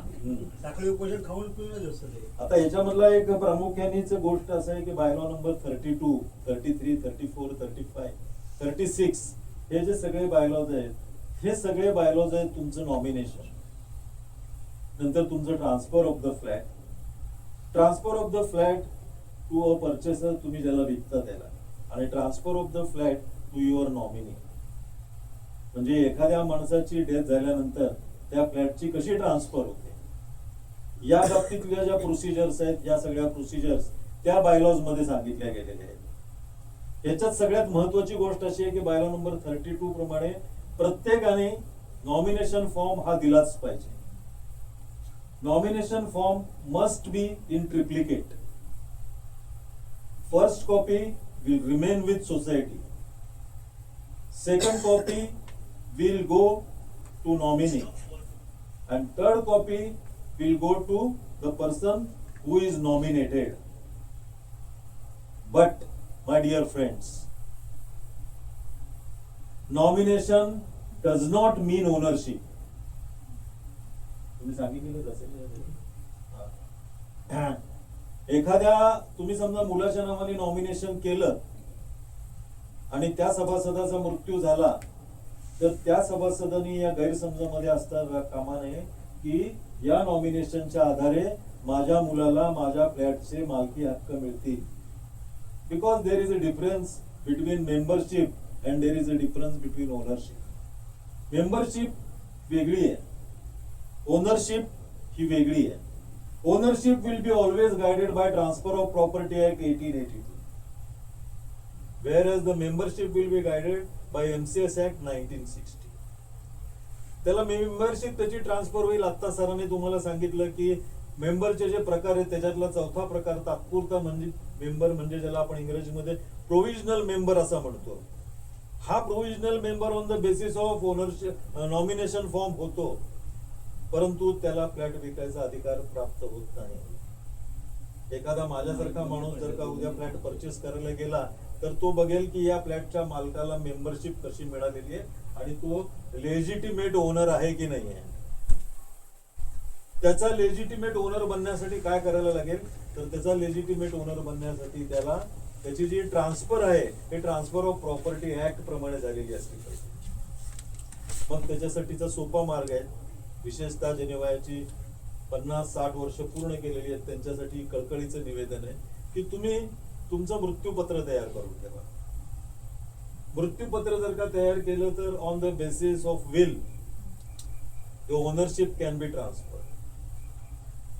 सगळ्यात सोपं डॉक्युमेंट आहे. सरांनी तुम्हाला सांगितलं, समजा जर का मृत्यूपत्र केलेलं नसेल, कोर्टामध्ये जायला लागेल, सक्सेशन ऍक्ट प्रमाणे लिगल हेअरशिप सर्टिफिकेट ऑब्टेन करायला लागेल, त्याच्यासाठी 6, 7, 8 महिने, त्याच्या 180 दिवस तर नोटिफिकेशन पिरियड आहे. 75,000 रुपीज कोर्टाची फी आहे, 10 ते 15,000 रुपये स्टॅम्प आहे. आणि वकील, I can't say about it, कोणी सांगेल 25,000, कोणी सांगेल 50,000, ते त्यांना जे पैसे सांगतील ते पैसे ते मोजून घ्यायला लागतील. म्हणजे एक डॉक्युमेंट तुम्ही जर का करून घेतलं नाही तर तुमचं जो कायदेशीर वारसदार आहे त्याला साधारणपणे कमीत कमी 1.5 लाख रुपये खर्च येईल. ऍज ऑन टुडे मी असं ऐकतोय की ही फी 3 लाख रुपये होणार आहे. 75,000 जी सध्या आहे ती 3 लाख रुपये होणार आहे. मग मी माझ्या आयुष्यात जी काही कमाई केलेली आहे, नवरा बायको दोघांनी धडपड केली, सकाळी गाडी पकडली, विटीला गेलो, आयुष्यभर काम केलं, दोघंही बँकेमध्ये होतो, काय केलं, ठाण्याला एक माझीवड्याला फ्लॅट घेऊन ठेवला. ही माझी प्रॉपर्टी आहे, ही माझी कमाई, ही माझी स्वकष्टार्जित कमाई आहे, ही माझ्या मुलाकडे, मुलीकडे किंवा माझे जे कायदेशीर वारसदार आहेत त्यांच्याकडे पोहोचली पाहिजे. तर त्याच्यासाठी फक्त एक छोटंसं काम करा, की मृत्यूपत्र तयार करून ठेवा. मृत्यूपत्र कुठल्याही भाषेमध्ये लिहिता येईल. You can write in English, you can write in Hindi, you can write in Marathi, but I will suggest you to write in your mother tongue. का बरं मदर टंग मध्ये? तर you can express your self in mother tongue. तुम्ही मातृभाषेमध्ये स्वतःला जास्त चांगल्या प्रकारे एक्सप्रेस करू शकता. त्याच्यामध्ये अँबिग्विटी ठेवू नका लिहिताना. म्हणजे माझ्या मृत्यूनंतर माझा फ्लॅट पप्पूला देण्यात यावा असं तुम्ही लिहिलं तर पप्पू कोण? तुमचा मुलगा पण पप्पू असतो आणि तुमच्या सुनेचा भाऊ पण पप्पू असतो. म्हणून लिहिताना, मृत्यूपत्र लिहिताना the language should be very clear cut, distinct. माझ्या मृत्यूनंतर माझा फ्लॅट माझा मुलगा अभिषेक अमिताभ बच्चन यांच्या नावावर ट्रान्सफर करण्यात यावा. त्याचा आधार कार्ड नंबर अमुक अमुक आहे, त्याचे क्रेडेन्शियल्स म्हणजे असे वय, पत्ता, राहण्याचं ठिकाण वगैरे वगैरे वगैरे असं. ही एक महत्वाची गोष्ट आहे. नंतर मृत्यूपत्र जे आहे हे मृत्यूपत्र रजिस्टर करावं की नाही करावं? कायदा असं म्हणतो की नाही केलं तरी चालेल, करण्याचं कायद्यामध्ये कंपल्शन नाहीये. परंतु समजा यदा कदाचित मृत्यूपत्र जर का चॅलेंज झालं तर चॅलेंज झालेल्या मृत्यूपत्रामध्ये रजिस्टर्ड केलेल्या मृत्यूपत्राला जितकी लिगल सँक्टिटी आहे तितकी रजिस्टर्ड न केलेल्या मृत्यूपत्राला नाही आहे. फॉर एक्झाम्पल, बाळासाहेब ठाकरेंचं मृत्यूपत्र ही challenge by their son Jaidev Thackeray. त्याचं म्हणणं असं आहे की माझा जो भाऊ आहे उद्धव ठाकरे त्यांनी स्वतःच्या नावाने घेतलंय, काय त्याच्यामध्ये मला इंटरेस्ट जास्त नाहीये. मी तुम्हाला एक एक्झाम्पल कोट केलं त्याचं, की हे मृत्यूपत्र चॅलेंज केलं गेलेलं आहे. आता हे चॅलेंज केलं जाऊ नये किंवा काही प्रॉब्लेम. माझ्या स्वतःच्या सोसायटीमध्ये एक घटना अशी घडली. मी एका सोसायटीचं सेक्रेटरी म्हणून पण काम करतो. माझ्या सोसायटीतले एक तरुण गृहस्थ अचानकपणे हार्ट अटॅकने वारले. निश्चितच तरुण असल्यामुळे त्यांनी काही मृत्यूपत्र किंवा काय असं कुठलंही डॉक्युमेंट तयार केलेलं नव्हतं. आणि on the basis of nomination त्यांच्या मिसेसने अर्ज केला की फ्लॅट माझ्या नावावरती ट्रान्सफर करण्यात यावा. त्यांची ट्रान्सफरची प्रोसेस सुरू झाली. काही लोकांनी त्यांना वेगळ्या पद्धतीने गाईड केलं, अमुक केलं, तमुक केलं. आणि आता एक 2-4 दिवसामध्ये आपण ह्या मॅनेजिंग कमिटीच्या सभेमध्ये त्याच्यावरती निर्णय घेऊयात अशा प्रकारे सगळ्या लोकांचं ठरलं. आणि ऑल ऑफ ए सडन त्या दिवशी संध्याकाळी एका माणसाने सोसायटीमध्ये अर्ज दिला की अमुक अमुक हा जो ग्रहस्थ वारलेला आहे याला फ्लॅट घेण्यासाठी मी काही पैशांची मदत केलेली आहे, तेव्हा या फ्लॅटमध्ये माझा पण अधिकार आहे. आणि त्याला बोलवलं, ज्या माणसाने अर्ज केला होता त्याला सांगितलं, भाई आम्ही फक्त मेंबरशिप ट्रान्सफर करतोय, ओनरशिप ट्रान्सफर करायचा आम्हाला कुठलाही अधिकार नाही. ही जी ओनरशिप आहे ना फ्लॅटची, हा ओनरशिप तुझा विषय आहे. त्यांचे जे मिसेस आहेत त्यांचा विषय, त्यांचे जे लिगल हेअर्स आहेत त्यांचा विषय. आणि आम्ही ते प्रकरण तिथल्या तिथे ठप्प ठेवलं. त्याला सांगितलं नाव you go to court. Court जो काय निर्णय देईल या निर्णयावरती पुढच्या आमची कारवाई जी आहे सगळी ते आधारित आहे. 6 वर्ष लागले कोर्टामधनं निर्णय घ्यायला. आणि कोर्टाचा निर्णय आल्यानंतर आम्हाला मेंबरशिप मध्ये त्यांच्या मिसेस आणि जे ग्रस्त होते ते म्हणजे ते त्यांचे भाऊच होते ते या दोघांची नावं आम्हाला त्याच्यामध्ये कोर्टाच्या ऑर्डर प्रमाणे समाविष्ट करायला लागली. पण एक काळजी जर का आपण घेतली असती, विशेषतः वयोवृद्ध, मी पूर्वी 60 वय सांगायचो, पण आता मी हल्ली म्हणतो की 50-55च्या पुढे जे गेलेले आहेत त्यांनी मृत्यूपत्र जे आहे ते मृत्यूपत्र त्यांनी करून ठेवा. सांगितलं तुम्हाला मी की स्वतःच्या मातृभाषेत लिहा, क्लिअर कट डिस्टिंक्ट लिहा. एकाच मृत्यूपत्रामध्ये तुमच्या सगळ्या गोष्टी तुम्हाला लिहिता येतील. तुमच्याकडे फ्लॅट आहे तुम्हाला लिहिता येईल, तुमच्याकडे गोल्ड आहे, गोल्ड तर पटकन लिहून टाका. 1.5 लाख 2 लाख 2.5 लाख काय सांगता येत नाहीये. तुमच्याकडे शेअर्स आहेत, तुमच्याकडे डिबेंचर्स आहेत, तुमच्याकडे गावाकडे जमीन आहे, तुमच्या अजून काही प्रॉपर्टी आहे, तुमचं NRI अकाउंट आहे, तुमचं NRC अकाउंट आहे. या सगळ्या अकाउंट मध्ये जे काय आहे काय नाही आहे हे सगळं मृत्यूपत्रामध्ये शांतपणे लिहून ठेवा. लिहिलेलं मृत्यूपत्र शक्यतो रजिस्टर करा, काही खर्च येत नाही त्याला. कायद्यामध्ये म्हटलेलं आहे की खर्च काही नाहीये, पण साधारणपणे माझ्या अनुभवाप्रमाणे 3-4 हजार रुपये जे ते रजिस्ट्रेशन करणारे तिथले लोक आहेत ऑफिस मधले, ते लवकरात लवकर तुमचा कागद हलवण्यासाठी जे काय पैसे घेतात तो तेवढा त्याचा खर्च आहे. आणि टायपिंग वगैरे जे काय आपण करणार ते क्लिअर लिहा. मुलीला, मुलाला, सुनेला कोणाला काय लिहायचे किंवा अजून कोणालाही त्याच्यामध्ये तुम्हाला मृत्यूपत्र रजिस्टर करताना किंवा तुम्ही लिहिल्यानंतर त्याच्यावरती 2 साक्षीदारांच्या सह्या आवश्यक आहे. साक्षीदार कशासाठी की तुम्ही नक्की हे आहात. उदाहरणार्थ मला ओळखणारे 2 माणसं सांगतील की हा की भाई हाच रघुवीर शंकर पोद्दार हा व्यक्ती आहे आणि ह्यांनीच हे मृत्यूपत्र केलेलं आहे. आणि 72 तासाच्या पूर्वीच 72 तासाच्या आतमधलं म्हणजे 3 दिवसाच्या आतमधलं डॉक्टरांचं सर्टिफिकेट हे त्याला जोडायला लागेल. डॉक्टरांचं सर्टिफिकेट कशासाठी तर तुमची मानसिक स्थिती उत्तम आहे. You are not under the influence of alcohol. साक्षीदार कशासाठी, कुणी तुमच्यावरती गन पॉइंट ठेवलेला नाहीये. त्यामुळे 2 साक्षीदार आणि डॉक्टर. मानसिक स्थिती उत्तम आहे, तुम्हाला कुठलाही मानसिक रोग झालेला नाहीये. हल्ली काय बरेचसे मानसिक रोगांचं प्रमाण वाढलेलं आहे, हे झालेलं नाहीये. त्याच्यासाठी ह्या डॉक्टरच्या सर्टिफिकेटची आवश्यकता आहे. ते मृत्यूपत्र रजिस्टर करा. रजिस्टर कॉपी घरामध्ये आणून ठेवा. त्याची कॉपी तुम्हाला ताबडतोब किंवा फार फार तर दुसऱ्या दिवशी मिळते. शांत चित्ताने झोपा. आता जे काय मी काय मुंबईला विटीला ज्या काय चक्रा मारलेल्या आहेत आणि त्याच्यातून मी जे काय कष्टाने पैसे कमवलेले आहेत त्याचं माझ्या नंतर काय हा प्रश्न मी सोडवलेला आहे. तुम्हाला असं वाटलं यार हे मृत्यूपत्र वगैरे फार लांबच्या गोष्टी आहेत, काय करायचंय, मला आत्ताच कंटाळा आलेला आहे लाईफचा, मी आत्ताच हे सगळं ट्रान्सफर करू इच्छितो, तर तुमच्या समोर मार्ग आहे गिफ्ट डीड करण्याचा. गिफ्ट डीड तुम्ही करू शकता. जो माणूस गिफ्ट देतो त्याला म्हणतात डोनर आणि ज्याच्या नावाने गिफ्ट दिलेली असते त्याला म्हणतात डोनी. डोनर आणि डोनी हे दोघंही जिवंत असले पाहिजेत.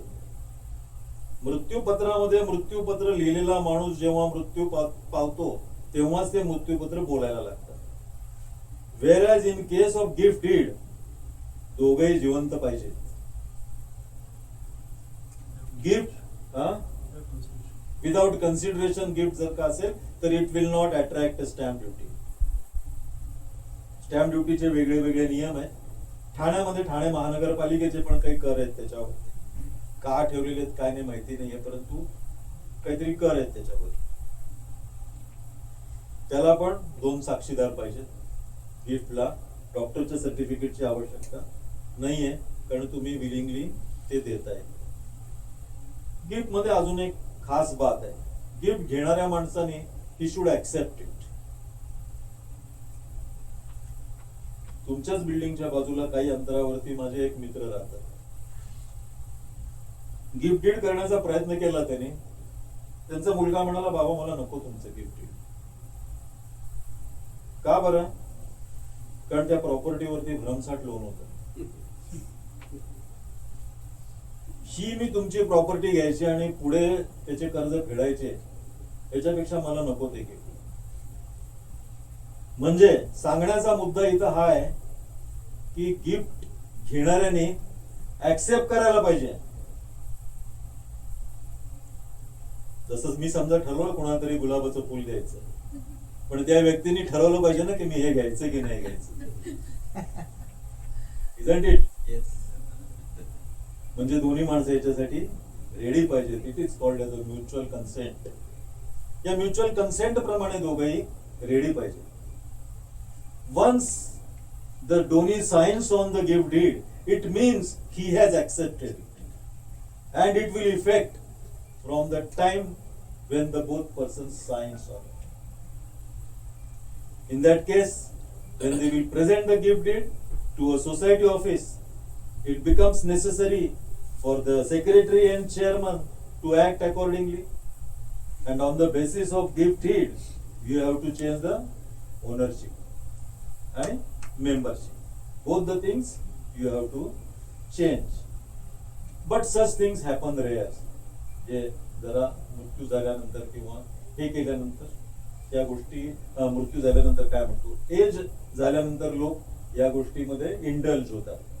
50-55 मध्ये लोक म्हणतात देखेंगे और भी बचेंगे तो और लढेंगे. ऐसे कुछ बातें होती है. सरांनी तुम्हाला अजून एक गोष्ट सांगितली, असोसिएट मेंबरशिप. बरोबर आहे.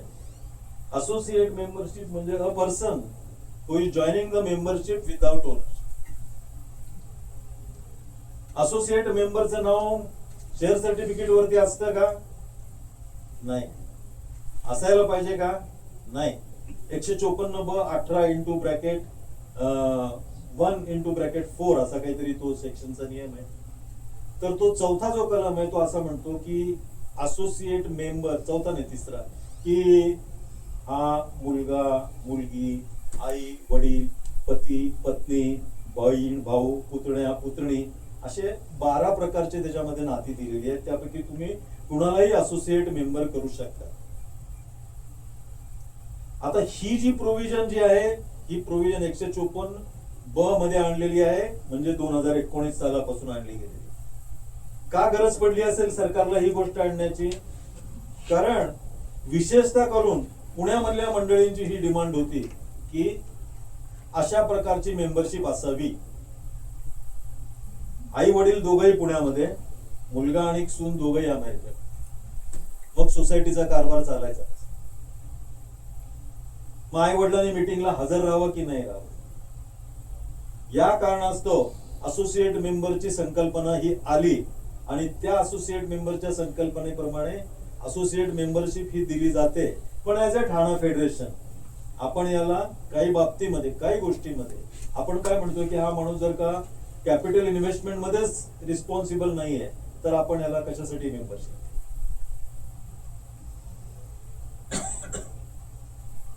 आणि जॉईंट मेंबर हे तर तुम्हाला माहिती आहे, ए आणि बी, ए मिस्टर, बी मिसेस, हे दोघंही असतात.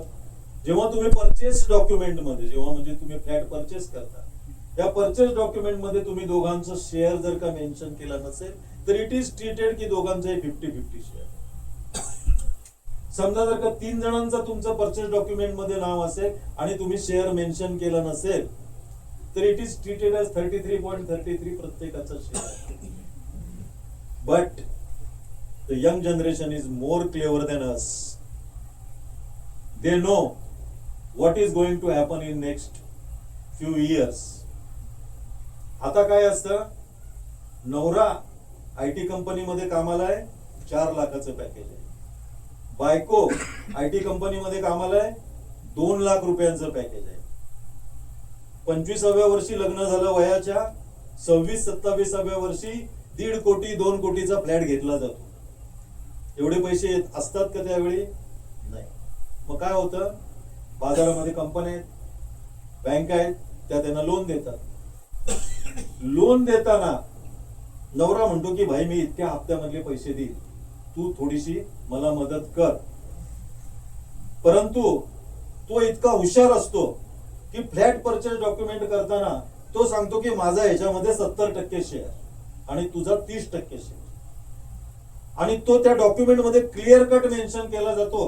कारण त्याला माहित नाही की माझा विवाह किती वर्ष टिकणार आहे.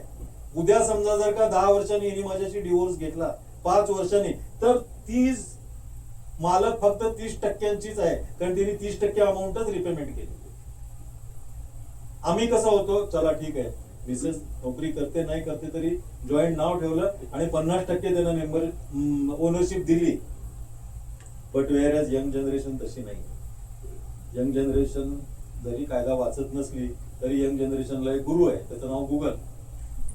तर तो गुरु आहे, तो त्यांना सगळ्या गोष्टी शिकवतो. WhatsApp university. हाऊएव्हर मला तुम्हाला हे एक सांगायचं आहे की तुमच्या सोसायटीचा व्हॉट्सअप ग्रुप असेल ना, WhatsApp group is not official mode of communication. तुम्हाला सोसायटीशी एखादं कम्युनिकेशन जर का करायचं असेल तर either it should be written on a plain paper or send to the society through an email which is provided by the society and which you have provided to the society, your official email account. हा, कारण WhatsApp group वरती खूप दंगे होतात, खूप मारामाऱ्या होतात आणि त्याच्यातनं खूप काय भानगडी उद्भवतात. बरेचसे माझे अनुभव आहेत या बाबतीमध्ये. परंतु आता कसं आहे, सरांनी बरंचसं लेक्चर घेतलेलं आहे, तुम्ही पण बराच वेळ झाले बसलेला आहात आणि मला थोडक्यामध्ये तुम्हाला काय सांगायचे होते, या 4 गोष्टी मी तुम्हाला सांगितलेल्या आहेत. विशेषतः माझं तुम्हाला जे सांगणं होतं ते मृत्यूपत्राच्या बाबतीत, गिफ्ट डीड.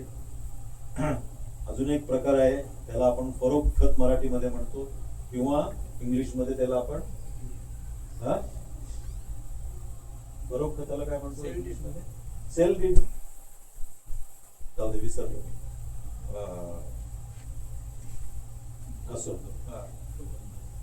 गुगल करून बघा. Release deed, sorry release deed, हक्क सोड पत्र. फरोख्त खत नाही, हक्क सोड पत्र. हक्क सोड पत्र करतो. हक्क त्याच प्रॉपर्टीचा करू शकतो आपण जी प्रॉपर्टी आपली आहे. फॉर एक्झाम्पल, उद्या समजा मी माझ्या बायकोला Gateway of India release deed करून द्यायचं ठरवला तर मी असं करू शकतोय का? नाही, कारण गेटवे ऑफ इंडिया माझा नाही आहे. ताजमहल देऊ शकतो का? नाही, कारण तो मुमताजसाठी बनवला गेला. मग मी कुठली प्रॉपर्टी देऊ शकतो? Flat number 604 Vijay park cooperative housing society अमुक तमुक. दॅट आय कॅन गिव्ह, कारण माझी ती स्वतःची property. So you release that property only which belongs to you. Either you have purchased it or you have acquired it through heredation.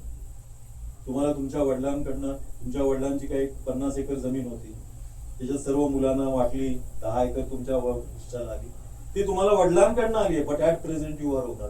तुम्ही ती property release करू शकता का? Yes, in favour of your family only. असे काही छोटे छोटे मुद्दे आहेत. कोऑपरेटिव्ह हाऊसिंग सोसायटी, त्याच्याबद्दलचे लॉज, त्याच्याबद्दलचे नियम, त्याच्याबद्दलचे बायलॉज, हा भरपूर वेळ बोलण्यासारखा विषय आहे. परंतु 2, 2.5, 3 तासाच्या ट्रेनिंग मध्ये आपण काय सांगू शकतो, काय शिकवू शकतो, याही गोष्टी काही महत्वाच्या आहेत. त्यातले महत्वाचे जे मुद्दे आहेत, हे महत्वाचे मुद्दे अविनाश सरांनी तुम्हाला सांगितलेले आहेत, या दुसऱ्या अविनाश सरांनी पण सांगितलेले असतील. तर तुमचे काही प्रश्न असतील तर I would like to answer, किंवा अविनाश सर आन्सर करतील. तुमचे काही प्रश्न असतील तर तुम्ही विचारू शकता. ठीक आहे सर, बायलॉजमध्ये जे दिलेलं आहे, बसा बसा बसा बसा.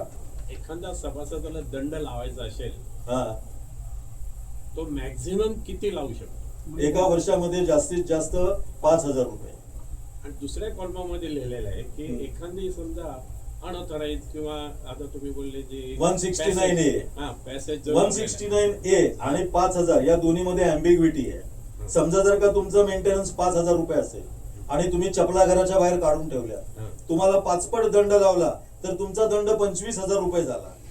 बट वेअरच कायदा काय सांगतो की तुम्हाला 5,000 रुपये दंड लावला पाहिजे. म्हणजे या दोन्ही गोष्टीमध्ये अँबिग्विटी आहे. ही अँबिग्विटी येणारं जे बायलॉचं पुस्तक असेल त्याच्यामध्ये रिमूव्ह केलेली आहे. अच्छा असं रिमूव्ह म्हणजे पण मॅक्झिमम 5,000च रुपये आहे. कायदा असं सांगतो, परंतु दुसरं त्याच्यात असंही म्हणलेलं आहे की 5 पट लावा, मेंटेनन्सच्या 5 पट लावा. तेच. तेव्हा कसं होतं की मेंटेनन्स एवढा वाढेल याची कुणाला कल्पना नव्हती. बरोबर. जेव्हा आपण बनवलं तेव्हा किती 200, 300, 400, 500 रुपये मेंटेनन्स असायचा. त्याच्या 5 पट जरी केलं तरी 2-2.5 हजार रुपये व्हायचे ते. पण सबसिक्वेंटली जसजशी शहरांची वाढ व्हायला लागली आणि जसजशा सोसायट्या मोठमोठ्या व्हायला लागल्या, वाढत स्काय क्रॅपर्स व्हायला लागले, तसे तुमच्या इथे एक सोसायटी 50,000 रुपये त्याचा मंथली चार्जेस आहे. पण यामध्ये बरोबर आहे ना मॅडम? कुठली? अरिस्टो. अरे ह्याच्यामध्ये ते 130 169 मध्ये दिलेलं आहे. एवढेच नव्हे तर त्याला तिने जितका वेळ काल अशा जागेवर हा. जी ऑक्युपाय केलेली आहे हा. एखाद्या सभासद त्या बरोबर. जागेवर म्हणजे आता- फक्त 5 पट लावू शकतो. ऐका, समजा तुम्ही चपला घराच्या बाहेर ठेवल्या, हा. म्हणजे तुम्ही सोसायटीचा उपयोग केला. उपयोग केला. तुम्हाला आज सांगितलं की काढून ठेवा, तुम्ही काढल्या तर तुम्ही काय जे काय 4 दिवस ठेवले असतील बरं. तेवढा, तुम्ही महिनाभर ठेवले असतील तर तुम्हाला महिनाभराच्या, तुम्हाला सांगून पण तुम्ही काढतच नाहीये वर्षानुवर्ष, तर त्या संपूर्ण वर्षभराचा जो पिरियड आहे त्या पिरियड. नाही, पण ज्या जागेवर म्हणजे जेवढी जागा आम्ही वापरतो हा एखादा सभासद हा त्या जागेवरच 5 पट लावाला. वेळ इकडे लावलाय तर संपूर्ण घरावर लावला. तुम्ही तुमची जागा ती वापरता ना बाहेरची, हा. तुम्ही तुमची जागा बाहेरची जागा वापरता. आता मी तुम्हाला एक एक्झाम्पल सांगतो, it will be more clear. माझ्याकडे एक कंप्लेंट आली की एका माणसाने 7 माळ्याची बिल्डिंग होती त्यांची. 7 माळ्याची बिल्डिंग 7व्या माळ्यापर्यंतच लिफ्ट येते, बरोबर आहे? तुम्ही बघितले असतील 7 माळ्याच्या बिल्डिंग. 7वा माळा ते 8वा माळा हा गच्चीवर जाण्याचा रस्ता असतो. बरोबर. तिथं लिफ्ट नसते, तिथं माणसाला चालत जायला लागतं. करोना मधली गोष्ट आहे. अच्छा. तर त्यांनी काय केलं, बिल्डिंगच्या खालून ग्राउंड मधनं माती आणली आणि ती माती संपूर्ण 7वा मजला ते 8वा मजला पसरली. त्याला विचारलं, तू असं का केलंस बाबा, what is the purpose behind it? तर त्यांनी सांगितलं, तुम्ही मला ग्राउंड मध्ये चालू देत नाहीत, करोना येते, मला डायबिटीस आहे, मला डॉक्टरनी मातीमध्ये वॉक करा म्हणून सांगितलंय, म्हणून मी ही माती तिथे टाकली आणि 7वा मजला ते 8वा मजला चढतो आणि उतरून खाली येतो 10 वेळा. त्यामुळे माझा डायबिटीस कंट्रोल मध्ये राहिलेला आहे.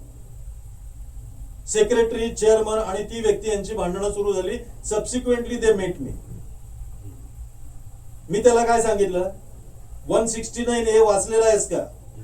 5% दंड तुझ्या ह्याचा आहे. तू सोसायटीच्या कॉमन जागेचा वापर जर का केला तर 5 times of your maintenance charges. पुढच्या बिलामध्ये त्याला ऍड कर. झाले 2-3 बिलामध्ये ऍड केल्यानंतर तो माझ्याकडे आला, म्हणलं तू चुकीचं केलेलं आहेस नाही, तुला आता 5 पट दंड द्यायला लागेल, अदरवाईज आता पुढचा जर का महिना गेला तर you will come under the category of defaulter. Subsequent 3 instalment जर का तू पेमेंट नाही केलेस त्याचे तर you will come under the category of defaulter. तुम्ही त्यांनी किती स्क्वेअर फूट जागा वापरलेली आहे तेवढ्याच जागेवरती दंड लावायचा किंवा असं काही नाही. नाही, याच्यात लिहिलेलं आहे. हा नाही पण तो मॅनेजिंग कमिटीचा किंवा तुमच्या जनरल बॉडीचा निर्णय आहे. नाही, असं काही नाही लिहिलं, कुठे लिहिलं काय वाचा. हा आहे त्याच्यामध्ये आहे, आहे आहे, असं कसं? की जेवढी जागा वापरली त्या गेलेली आहे जागेवरच फक्त लावा. तेवढ्या जागेवरती एक मिनिट कोर्टाचा डिसिजन आहे आणि पेपरमध्ये ती बातमी आहे. ती आजची एका नाही आता हा. केलं मागच्या एक 7-8 महिन्यापूर्वी एका कुटुंबाने, तुझं कुटुंब होतं, आपल्या घरातली गणपतीची मूर्ती कॉमन स्पेस मध्ये ठेवली होती. अच्छा अच्छा. त्यांना 2 लाख रुपये कोर्टाने सुद्धा फाईन भरायला लावला. याच कायद्याच्या आधारे त्यांनी पुण्याच्या प्रकरण आहे. त्यांनी रितसर त्यांना हे दिलेलं होतं, तुम्ही म्हणतात त्याप्रमाणे 3 नोटिसा दिल्या होत्या, शोकॉस नोटीस दिल्या, त्यांनी त्याप्रमाणे ते हे केलं नाही आणि मग त्याप्रमाणे त्यांच्यावर कारवाई झाली आहे. हा डिसिजन आहे.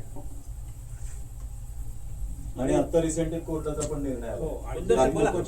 आणखी एक महत्वाची गोष्ट म्हणजे तुम्ही जे म्हणतात ना अँबिक्विटी किंवा हे संपूर्ण आम्ही बायलॉज मध्ये आम्हाला माहितच नाही नाही नाही, संपूर्ण बायलॉज मध्ये प्रिंटिंग किंवा कायद्याच्या आधारे 502 चुका आहेत. आता तुम्हालाच माहिती आहे साहेब advocate. आता ते आम्हाला कसं असतं त्याच्यातलं माहिती का? ज्ञानच नाही सर, कसं आहे माहिती का, एक आपण जे ट्रेनिंग देतो किंवा काय करतो, आपण या जनरल गोष्टींचा अवेअरनेस देतो. त्याच्यात तंतोतंत जायचं म्हटलं तर कायद्यामध्ये त्याच्यात खूप बारीक सारीक गोष्टी येतात, अगदी जर का बारकाईने जायचं म्हटलं तर. पण कसं असतं की ट्रेनिंग देण्याचा एक पर्पज असतो की यू शुड जनरली नो की तुम्ही काय करावं काय करू नये म्हणून. अगदी कायद्याप्रमाणेच जर का वागायचं ठरवलं तर it will be very difficult. कारण का माहितीये का, we talk about membership, we talk about ownership, but we don't talk about relationship. तुम्ही माझे शेजारी आहात, मी तुमचा शेजारी आहे, शेजार धर्म आहे माझा. पण हा जो प्रकार आहे ना, हा प्रकार पण आपल्याला सहकार कायदा सांगतो. सहकार कोणतं साहेब बोला. काही त्रास होतोय का? एक मिनिट. नाही थोडा आहे. हा, ऍसिडिटी होते का? हा. ठीक आहे बोला. सर, मला नॉमिनेशन बद्दल थोडं विचारायचं होतं. हा, आपलं जे जॉईंट प्रॉपर्टी ओनर असतील, प्रत्येक जण ते separate nomination करू शकतो. तीन जण नावांची प्रॉपर्टी असेल हा, तिघही तर वेगवेगळं नॉमिनेशन. गरज आहे का नॉमिनीची? येस. कारण काय प्रॉब्लेम काय होत हा. आहे, फॉलोअप घेते पण ते नॉमिनी फॉर्म अजून सबमिट करत नाही. Is it mandatory nomination submit केलं? प्रत्येक सभासदाची जबाबदारी आहे. मगाशी आम्ही तुम्हाला सांगितलं, बरोबर आहे. प्रत्येक सोसायटीने मागितलेला प्रत्येक कागद हा सोसायटीला देण्याचं कर्तव्य ही पण सोसायटी. त्यांचं म्हणणं काय आहे की आम्ही 3 जण आहोत, तर नॉमिनीची गरज काय असं पण ठीक आहे, पुढे असतं. problem बघा, आल्यावर आता परत अशा गोष्टी problem. आहेत. आता काही वेळेला काय होतं, पर्पजली मी देत नाहीये किंवा मला असं डोक्यामध्ये फीड झालेलं आहे, काय गरज आहे. Yes. पण ही गरज ही कसे काळाची काळ नंतर दाखवतो ती गरज काय होती. त्यावेळेला एखादी व्यक्ती जण असं म्हणतोय, दुर्दैवाने त्यांच्यावरती काही परिस्थिती निर्माण होऊ नये आणि मग नंतर जे काही सरांनी सांगितलं कायदेशीर प्रक्रियेतून त्यांना जावं लागेल इन फ्युचर, त्यावेळेला ती Costly पण गरज आहे त्याला. हा, मग काय करा प्रत्येक कायद्याला आम्ही cost काय आहे. करावं? आम्ही काय केलं मॅनेजिंग पाहिजे? कमिटीने काय करायचं? त्यांना तुम्ही फ्रिक्वेंटली रिमाइंडर पाठवायचे. नाही तरी पण त्याच्यानंतर काय? तुम्ही परत पाठवत राहायचे आम्ही रिमाइंडर. mail दुसरं केलंय काय, त्यांना. This is their in their own interest ना. आम्ही फॉलोअप घेतोय mail सर, पण आपण करतोय. प्रत्येकाला काय सांगतो, कायदा काय सांगतो की रस्त्याच्या डाव्या बाजूने गाडी चालवा. सांगतो ना कायदा Yes, असा. yes. आता एखादा माणूस म्हणला नाही मी उजव्या बाजूनेच चालवणार आहे, बरं बाबा काय करायचं. हे आमचे दुसरं कुलकर्णी साहेब आहे. हा. आपले जे मला वाटतं मी भेटले होते. नाही आम्ही काय केलंय सब कमिटी आज बनवल्यात. म्हणजे आता हे नॉमिनेशनचं फॉलोअप वगैरे हे हा. घेतात. शेअर सर्टिफिकेट घेऊन जा घरी तुमचं स्वतःचं आणि नॉमिनेशन आम्हाला द्या. ऍक्च्युअली ते काम करतं, ते लीड करतात. तुम्ही फॉलोअप ठेवा त्यांचा Follow-up घेतो. आणि तो फॉलोअपचा तुम्ही तुमच्याकडे बॅकअप ठेवा. दुसरं आणि सर दुसरं एक जे प्रॉपर्टी ओनर जे अब्रॉड राहतात हा. त्यांना जर कॉन्टॅक्ट करता बोलतात आम्ही इथे येऊ शकत नाही, हा. तर तुम्ही आम्हाला त्याचा फॉर्मेट पाठवून द्या. हा, त्याला तुम्ही Format hard mail copy करू पाठवा. शकतो. Hard copy पाठवा ना तुम्ही. कुरिअरने पाठवा hard Hard copy copy. किंवा ते टाईप करून पाठवू शकत तुम्ही नाही फॉर्मेट त्याची मध्ये. सॉफ्ट कॉपी सुद्धा पाठवा आणि तिथून पाठवताना हार्ड कॉपी मागून घ्या. हार्ड कॉपी मागून घ्या. तसंही करता येतं. सर, त्यांनी सॉफ्ट कॉपी पाठवली ना तर त्याच्यावरची सिग्नेचर कोण व्हेरीफाय नाही, करणार, ते नाही, कसं ते काय नाही. करणार, हा मी प्रश्न सॉफ्ट येईल. कॉपी त्यांना फॉर्मेट बद्दल बोलतो. त्यांना फॉर्मेट तुम्ही सॉफ्ट कॉपीने पाठवा, पाठवून द्या. त्यांना आणि सांगा ह्याची त्यांना hard प्रिंटआउट copy काढून घ्या, भरा तुम्ही आणि भरलेला बाय कुरिअर पाठवा तुम्ही. दुसरी सर, एखादी नवीन सोसायटी झाली निर्माण, हम्म. तर त्याला केव्हा अधिकार आहे की ह्या बाईला ऍक्सेप्ट करायला? इमिडिएटली. हे बघा, केव्हा नाही त्यांनी समजा ह्याने ऍक्सेप्टच केलं नाही जनरल नाही, बॉडी एक मध्ये मिनिट, एक मिनिट. आणि तो कायदा आपल्या प्रमाणे चालायला लागला, हा. तर ते हे बघा, अथॉरिटी आहे का? आपल्याकडे ज्या वेळेला नवीन सोसायटी फॉर्म होते म्हणजे हा. आपल्याकडे बघा साहेब जरा बसतील. हा. FGM मध्ये नाही, adapt करा. पहिली अॅन्युअल जनरल बॉडी मीटिंग कधी होती आपली? पहिली वर्ष नाही, 1 वर्षाच्या. एक मिनिट, आता प्रोसिजर सांगतो. ज्यावेळेला विलफुल मेंबर्स एकत्र येतात, त्याच्यानंतर आपण सोसायटी फॉर्मेशनचा आपला रिझोल्युशन पास करतो, ठराव पास करतो आणि ठराव पास केल्यानंतर आपण त्या कागदपत्राच्या आधारे सोसायटी फॉर्म झाली. सोसायटी फॉर्म झाल्यानंतर चीफ प्रमोटरचं काम काय की ज्या दिवशी आपल्याला त्या सर्टिफिकेट मिळतं, अलॉंग विथ दॅट सर्टिफिकेट तुम्हाला तुमचे बायलॉज सुद्धा रजिस्टर करून मिळतात. पण एखाद्या सोसायटी ऐका ना. त्याच्यानंतर within 3 months from the date of registration तुम्हाला रूल 59 ए प्रमाणे तुम्हाला त्याची 3 महिन्याच्या आत सभा बोलवणं हे चीफ प्रमोटरचं काम आहे. आणि तुम्ही जे म्हणताय तर त्या हँड ओव्हर टेक ओव्हर प्रोसिजरमध्ये चीफ प्रमोटर पहिल्या सभेमध्ये आपली मॅनेजिंग कमिटी आपण प्रोव्हिजनल मॅनेजिंग कमिटी असते PMC त्याची निर्मिती होते. आता कसं आहे, तुम्ही म्हणतात की बऱ्याच लोकांच्या सोसायट्यामध्ये आम्ही जातो तिथे काय होतं की आपण म्हणतो नेहमी की वार्षिक सर्वसाधारण सभा ही सुप्रीम आहे. ओके, कायद्याला मान्य आहे, अभिप्रेत आहे ते, पण त्याच्यामध्ये एक गोष्ट लक्षात ठेवायची, बऱ्याच लोकांचं मत याबद्दल की आमची सोसायटी, आमचे पैसा, आमचे सभासद आमचा हे का असतो, मग आम्ही घेऊ तो निर्णय. हा वार्षिक सर्वसाधारण सभेत सगळ्यांनी हात वरती करून आम्हाला मान्यता दिली आहे, पण कधी आहे त्या कायद्याने निर्माण झालेल्या वार्षिक सर्वसाधारण सभा घेतली गेली, त्या जे आपले उपविधी आहेत ते कायद्याने बंधनकारक आहे. त्यामुळे 1 ते 175 बायलॉजच्या बाहेर जाऊन तुम्हाला कुठलाही उपविधी तयार करून किंवा उपविधी करता येणार नाही. कारण तुम्हाला मगाशी म्हटलं मी साहेबांना, तुम्हाला जर बायलॉज तयार करायचे असेल किंवा मंजुरी घ्यायची असेल तर तुम्हाला अडॉप्शन ऑफ बायलॉज करतील किंवा नवीन सुधारणा करायची असेल त्याला अमेंडमेंट ऑफ बायलॉज म्हणतो आपण, त्याला सुधारणा म्हणतो. तर हे प्रकार तुम्हाला करत तर तुम्ही काय म्हणतात ना की मान्य नाही, नाही मान्य नाही मी का, हा हे पुस्तक जसं त्याने ऍक्सेप्टच केलं नाही कोणी, कमिटीने, असं होणारच नाही ना, सोसायटी रन होणारच नाही. झालेलं केस म्हणून म्हटलं हम्म. 4-5 वर्ष अजिबात केले नाही हा आणि ते आपले रूल्स चालू करतात. पण जेव्हा एखाद्या गव्हर्नमेंट ऑडिटरने त्यांना सांगितलं अरे बरं हे ऍक्सेप्ट केलं का, तो बोलला, आम्हाला काहीच माहित नाही. आणि नंतर ऍक्सेप्ट झाल्यानंतर कायदा पाळून झाल्यानंतर 2-3 वर्षांनी त्याने जनरल बॉडीमध्ये टाकलं. मग त्याच्या आधीचे जे आहे ते जे काय कायदे केले ते ऍक्सेप्ट आहे का, म्हणजे हे कसं आहे ऍक्सेप्ट की मी तुम्हाला परत करण्यापूर्वी सांगितलं की सोसायटी ज्यावेळेला रन होते, पहिली एजीएम होते, ते झालेलं पण त्यावेळेला काही लोकांना माहीतच ऐका ना, नसतं. शासनाचा माणूस आपण अधिकारी, क्लास 1 ऑफिसर, क्लास 2 ऑफिसर त्या सभेला येत असतो आणि त्या सभेची उपस्थिती त्याची नोंद केली जाते आणि त्या दिवसापासून सोसायटी रन होते. हा, तेच आहे. बरोबर ना, राह. म्हणजे त्याच दिवशी कायदा मानणार नाही असं म्हणू शकत नाही, कारण उपविधी सुद्धा मान्यता प्राप्त असतात, ते मान्यता झाले असं गृहीत धरलं. आपल्याकडे बघा सगळ्या सभासदांना मेंटेनन्सची बिलं देतो आपण, हम्म. काही लोक पैसे भरत नाही, पण अकाउंटिंग मध्ये आपण काय करतो, ऍझ्युम टू बी, त्यांचे पैसे येणार आहेत, आहे ना, आहे. आले म्हणून गृहीत धरतो दाखवलं. आणि मग येणे म्हणून दाखवतो. बरोबर. बरोबर ना? तसंच कायदा पण इथे सांगतोय की तुमची एकदा सोसायटी रजिस्टर झालेली ही आपल्याकडे लॉफुली ही कायदेशीर एंटिटी आहे, लिगल एंटिटी आहे. हम्म. असोसिएट ऑफ पर्सन मध्ये त्याच्याकडे इन्कम टॅक्स याप्रमाणे ते लागू झालेली आहे, त्याप्रमाणे त्याला रितसर कायदे तुम्ही माना, तुम्ही एक्सेप्ट करावा न करा, तो एकदा रजिस्टर झाली म्हणजे तुम्हाला सगळे रूल्स अँड रेग्युलेशन फॉलो करणं गरजेचं आहे. सर एक क्वेश्चन आहे, जे फॉर्म नंबर 14 जे आहे नॉमिनेशनचं, जॉईंट असेल तर सेपरेट दिलं पाहिजे की कंबाईन? नाही, आता हे कसं आहे की बघा सरांनी सांगितलं मगाशी, तुमच्याकडे समजा 10 जण त्या फॉर्म मध्ये, म्हणजे त्यांच्या अग्रीमेंट मध्ये 10 लोकांची नाव आहेत, मी म्हणेन अगदी पुढे जाऊ, कारण आता याच्या पुढचा कालावधी असंच येणार आहे की इन्व्हेस्टर असेल तर 10 जणांनी आपला शेअर टाकायचा आणि एखादा फ्लॅट किंवा एखादा युनिट परचेस करायचा, 3 वर्ष ठेवायचे, 3 वर्षांचा सेल आउट करून प्रॉफिट गेन करायचं. मग 10 लोकांचे 10% प्रमाणे सुद्धा फॉर्म भरू शकता, सेपरेट जेवढे होणार आहे तेवढे करू शकतात. आणि नाहीच असेल तर मग सगळ्यांनी एकत्र सह्या केल्या तरी चालू शकतो.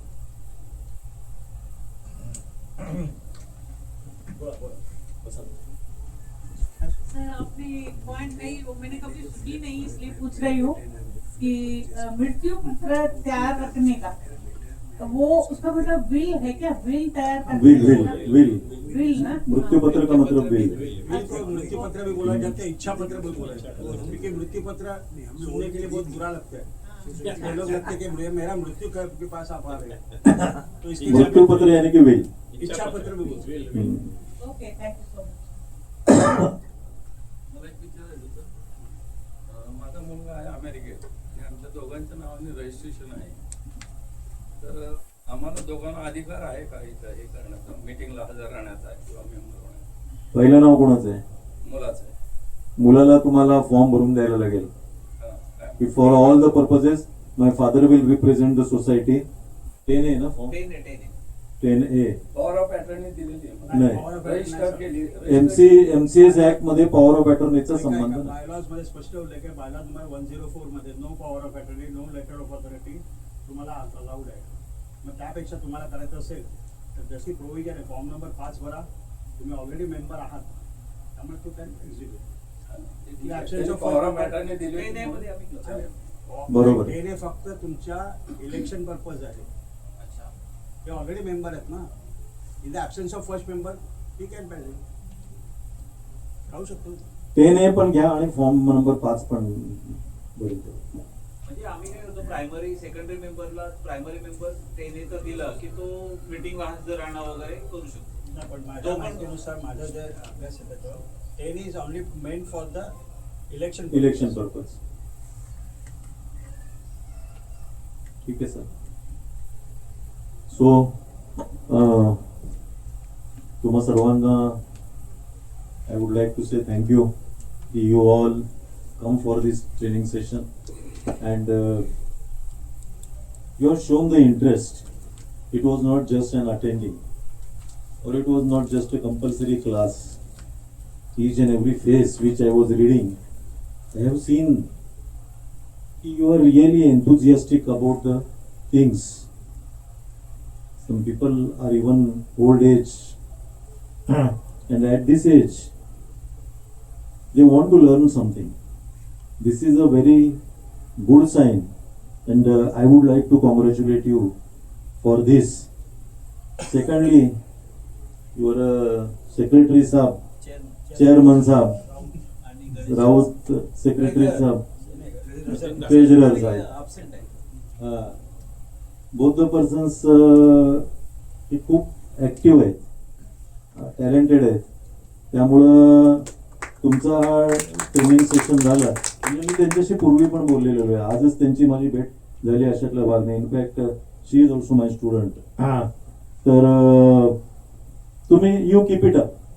म्हणजे तुमचा हा जो सोसायटीचा आहे आणि असं वाटतं की बहुतेक तुम्ही दरवर्षी हे प्राइज मिळवणार असं मला वाटतंय सोसायटीचा. हा, तो थँक्यू व्हेरी मच. तुम्हाला if any case any difficulty you can come to us through your chairman sir, through your manager madam, you can come to us, no problem about it. Anything, any problem की just आजचं एक session संपलं त्यामुळे तुमचं माझं relation संपलं असा भाग नाही आहे. तुम्हाला कधी काही सोसायटीच्या कुठल्याही समस्या असतील तर या सोसायटीच्या, कारण कोऑपरेटिव्ह फील्ड, कोऑपरेटिव्ह हाऊसिंग सोसायटीचं जे फील्ड आहे याच्यामध्ये ठाणे डिस्ट्रिक्ट लीड करतोय. आपण सगळ्या महाराष्ट्राला एक प्रकारची याच्यामध्ये दिशा दाखवतोय. साहेबांचा परिचय तुम्हाला करून देताना सांगितलं की नाही माहित नाही. He is expert director on Maharashtra federation also. Abhinav Jole is advocate. So या गोष्टी सगळ्या महत्वाच्या आहेत. तुम्ही ऐकून घेतल्या, कार्यक्रम आयोजित केला त्याच्याबद्दल थँक्यू व्हेरी मच. मी प्रिवास सोसायटीच्या वतीने रघुवीर पोद्दार साहेब, अविनाश चौधरी साहेब, अविनाश राहुल साहेबांचं मनापासून आभार मानतो. सगळ्यात मोठी समस्या साहेब आमच्याकडे काय आहे की 339 फ्लॅट असले तरी पण 50% आमच्याकडे जे हे आहेत लीज होल्डर्स आहेत ते आहेत. आम्ही टेनंट शब्द वापरत नाही, आम्ही त्यांना रेसिडेंट असं म्हणतो आणि बाकी आम्ही मेंबर जे काय असेल बाकी आम्ही सगळे रेसिडेंट. आणि त्यांना पण आम्ही तितकाच सन्मानाने कारण त्यांचा सगळ्याचा सहभाग आमच्या सगळ्या ऍक्टिव्हिटीज मध्ये असतो. फक्त ते मेंबर म्हणून काय अधिकार असतात ते गाजू शकत नाही. आणि आमचं काम करण्याची पद्धत अशी आहे की आम्ही खूप असं म्हणजे संवादात राहतो कायम. आमचं एक नोटिफिकेशन ऑफिशियल ग्रुप आहे साहेब, त्याच्यामध्ये आम्ही छोटं काय काम करतो ते पण लोकांना कळवतो. म्हणजे इथे रिपेअरिंग आहे, हे आहे, ते आहे, प्रत्येक गोष्टीत आम्ही विश्वासात घेतो. म्हणजे जर फॉरेनला जरी राहणार असला आमचा ओनर मेंबर तर त्याला ते कळत असतं, त्याला मेलद्वारे कळत असतं की अच्छा सोसायटीत ही ऍक्टिव्हिटी आहे, हे काम चाललंय, आम्ही ह्याला अप्रुव्हल दिलेलं आहे. नंतर आम्ही काय केलं की मोठे काम असतं त्याला सब कमिटी फॉर्म करतो आणि लोकांना त्याच्यामध्ये एक्सपर्ट लोकांची कमिटी बनवतो आणि त्यांचं ज्यावेळेस निगोशिएशन्स वगैरे असते तर त्यावेळेस आम्ही इथे थिएटरमध्ये लोकांना ओपन सांगतो की तुम्ही पण येऊन बसा आणि ती कशी काम करते, ती सब कमिटी निगोशिएशन कशी करते, सिलेक्शन कसं करते. म्हणजे आम्ही काय करतो की सगळ्या ह्याच्यात लोकांचं इन्व्हॉल्वमेंट ठेवलं, इन्क्लुझिव्हनेस म्हणजे सगळ्यांना सामील करून घेणं, पारदर्शकता ठेवणं आणि अशा पद्धतीने मग कमीत कमी वाद होणार ह्यासाठी आमचं लक्ष असतं आणि संवादाकडे आमचं जास्त लक्ष असतो. पेनल्टी हा विषय आहेच, म्हणजे अगदी टोकाला गेला तर आम्ही ते करतो. परंतु मला असं वाटतं की एका वातावरणामुळे सगळे लोक आता एक चांगल्या एका संतुलित अशा व्यवहारात आमच्यावर वागतात आणि आम्ही स्पष्टपणे सांगतो लोकांना की बघा पेनल्टीने समस्या सुटणार नाही. ठीक आहे, दंड लावणं मेंटेनन्स मध्ये ऍड करणं केलंय ते पण आम्ही नाही अशातला भाग नाही. परंतु खूपशे लोक आम्ही संवादातून आम्ही त्यांना प्रश्न सोडवण्याचा प्रयत्न करतो कारण तो सहकार आहे ना शेवटी. तर त्याची आठवण करून देणं सातत्याने, बायलॉज हे प्रोव्हिजन आहे परंतु बायलॉजच्या पलीकडे आमच्याकडे 6 नंतर सामान शिफ्ट करता येत नाही वरती, पण ते बायलॉज मध्ये आमच्या रूल मध्ये जरी असलं तरी पण शेवटी जर ट्रॅफिक मध्ये अडकलेला टेम्पो येतो तर आम्ही त्याला सांगू शकत नाही ते गेटच्या बाहेर उभं राहा म्हणून आता. तर तिकडे आम्ही एक्झिक्यूट करतो, ऑफिस बिअरर काम करतो, आम्ही तिथे निर्णय घेतो, लोकांना सांगतो समजून. तर अशा पद्धतीने एक चांगल्या वातावरणात काम करण्याचा प्रयत्न, त्रुटी असतील, चुका असतील, परंतु डिव्होशनली आमचं डिव्होशन आहे ते खूप आहे, त्याच्यामुळे त्याचा रिस्पॉन्स पण तसाच आहे. बाकी ट्रॅफिकमुळे लोक पोहोचत नाही घरी, त्याच्यामुळे कंटाळा करतात यायला वगैरे. बाकी लोकांची इन्व्हॉल्वमेंट असते सगळ्या फंक्शन्स मध्ये वगैरे. पुन्हा एकदा सगळ्यांचे मनापासून आभार. सीताराम राणे साहेबांचं नेतृत्व आम्हाला माहिती आहे की ते खरोखर त्यांचं खूप काम कठीण आहे. म्हणजे आमचं सोसायटीचं काम कठीण आहे, तसं तुमचं फेडरेशनचं त्याहून कठीण आहे. सगळ्या लोकांना हँडल करणं सगळं, आणि तुमचं खरोखर मनापासून कौतुक करतो की, आणि आमची इच्छा आहे राणे साहेब नगरसेवक सुद्धा झाले, त्यांचा आणि तुमचा आमच्या सोसायटीत एक सत्कार केला पाहिजे आणि आम्ही लवकरच त्याची तारीख घेऊ. पुन्हा एकदा तुम्हाला आम्ही सगळ्यांना निमंत्रित करू आणि तुमचे जे अनुभवाचे गोल आहेत ते ऐकण्यासाठी आम्ही उत्सुक आहोत. आणि थोडीशी उपस्थिती जरी कमी असली तरी पण नक्कीच पुढच्या वेळेला चांगली आणि छान उपस्थित होऊन पुन्हा एकदा तुमचं जे काय मार्गदर्शन आहे ते आम्ही नक्कीच घेऊ आणि आम्ही शिकत राहण्याचा प्रयत्न करू. धन्यवाद. जय हिंद, जय महाराष्ट्र. मनोज सरांचे आभार मानतो. आणि आपण जे मंचावरती 3 माणसं आहे मीटिंग मध्ये त्यांचे सुद्धा मी आभार मानतो. मी अमरावतीला राहतो आणि मनोज सर आम्हाला प्रत्येक कार्यक्रमाला बोलावतात. हे अमरावतीला यांचे हे मुलगी इथे राहते, पण हे अमरावतीला खूप उत्साही व्यक्तिमत्व. आणि आता आम्ही शिवजयंती जात्री करण्याचा 10 तारखेला जाणार होतो. मी म्हटलं आता 19 रिझर्वेशन कॅन्सल करायचं. आणि म्हणजे आमच्याकडे असं होतं की लिफ्ट मध्ये अशी माणसं उभी राहायचे पहिले, पण आता आम्ही एकमेकांशी बोलायला लावलं, सगळ्यांना वातावरण बदलवलं सगळं. मनीषा दबडगाव आमच्याकडे संगीत गुरु संवाद चालू होता. म्हणजे सगळ्यांना आम्ही त्याला मानसिकदृष्ट्या छान असतो कार्यक्रम रोज. तर त्यांचं ऐकायला एकच लागेल यांचा उपक्रम. हो हो.